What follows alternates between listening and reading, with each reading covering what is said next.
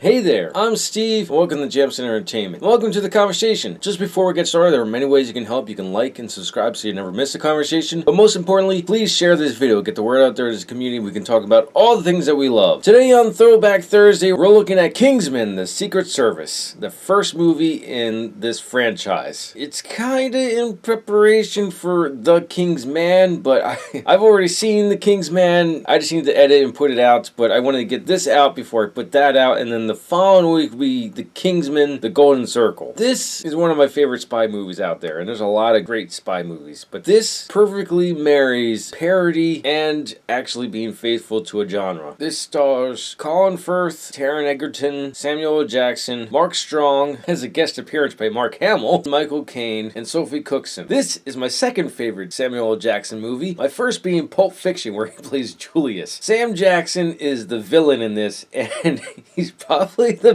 best spy villain ever. He has this I don't care attitude about everything and everyone. And his grand scheme, I mentioned in another review, this is kind of like Thanos, but he's not going after half the population, he's going after most of the population, and only the elites will be around. He's doing this because climate change. He sees that the earth is sick and that the humans are the virus, and it's either the humans kill the planet, eventually the humans will kill themselves because all the resources and the planet's uninhabitable, or they just kill the virus and heal the planet. But then you only have, I'll be very generous and say maybe 1 million people left? Maybe? And I was thinking, this is like my third or fourth time watching this. Okay, sure, you get rid of most of the population and there's 1 million people left. How many of those 1 million people can actually do stuff? I mean, if you think about the people that he's trying to save, the elites, yes, there are some of them that made it from rags to riches and they can do stuff, but is there enough people that can do that can actually operate the world? Or are they just gonna like start on one continent and just build out from there? That's the only thing I can think of to see this work. They have to all start from like one continent. They can have their own separate communities or whatever, and then they can build out from there. I got sidetracked from why Sam Jackson does such an amazing job in this. Not only does he not care and he wants to just heal the planet and save some of his rich buddies, he talks with a lisp. In the movie, he's talking to one of the Kingsmen, and they're British. They're the Kingsmen. Sometimes I have a hard time understanding you people. You talk funny. And he has a lisp. Now, you have to see this before. This is gold. Sam Jackson's having the time of his life in this movie. So that's the A plot. The B plot is Taron Egerton's character, Eggsy. He gets recruited to become the next Kingsman because the Kingsman is an organization that's not tied to any country or bureaucracy or any kind of government structure at all. They're their own entity. They completely govern themselves. One of their agents got killed on a mission, Lancelot, and they named their agent after the Knights of the Round Table. Eggsy is one of the candidates to fill that position, and him and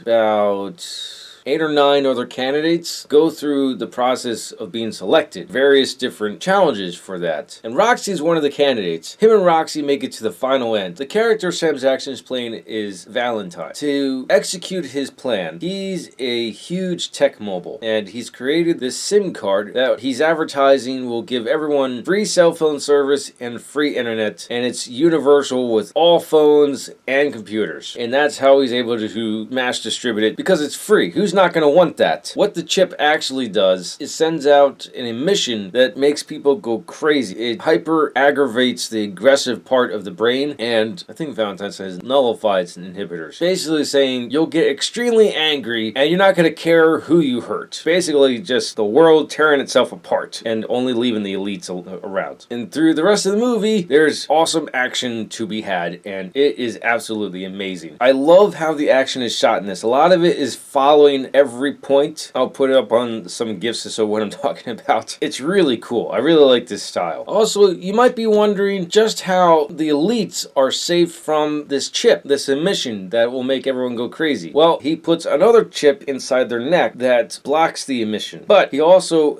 if he deems that he needs to get rid of one of the people that he's protecting right now, he can just blow their head off. Like Waller from the Suicide Squad when she implants all the members of the squad with a explodable chip slash tracker. I'm laughing because when you do see this happen, it's fireworks going off. It's not just gore and blood splatter. Despite this being rated R, they totally could have done the gore and blood splatter. Maybe they would have gotten an X rating if they went that hardcore. Because many heads roll in this.